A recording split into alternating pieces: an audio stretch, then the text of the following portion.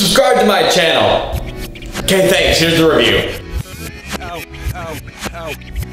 Bright, starring Will Smith and Joel Edgerton, directed by the guy who did Fury and Suicide Squad, written by Max Landis. I know writers tend to get forgotten, but this writer is the son of famous John Landis. He's very active on social media like Twitter, YouTube, and Reddit. So it's worth mentioning, even though at the time of this video, it might not be the best thing for his name to be attached to anything. But let's get right into it.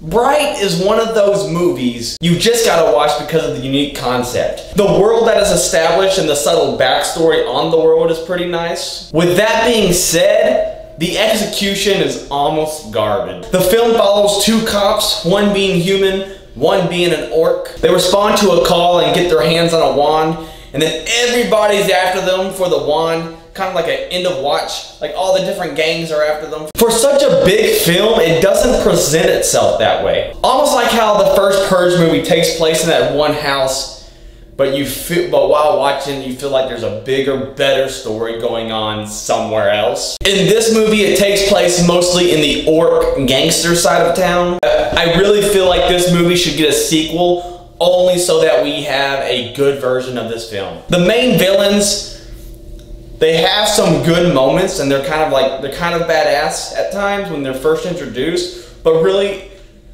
their ride is sort of a letdown, and they're not as important as the movie wants you to make them feel. The characters are written wonky at times. One of the best scenes in the film, chemistry-wise, is when they're being questioned, and I feel like if Will Smith and Joel Edgerton had those personalities the entire movie and not flip-flop personalities, it would have worked so well had they just had those personalities that they had at the end. The movie is very predictable. Had the so-called twist happen in the beginning of the film, this could have ended up being a way funner experience. Will Smith is the highlight of this movie for me. He has overall the best scenes and the best lines and the best action moments. It's not nearly as horrible as critics are calling it, but at the end of the day, I'll have to say that Bright is not worth the price of admission, and you should probably just wait for it to come on Netflix.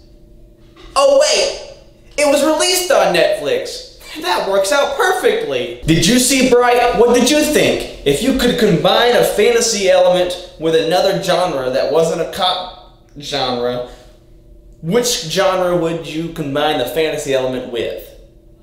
Yeah. And like I said in the beginning of this video, make sure you subscribe, like, and share. And as always, stay tuned for another movie review.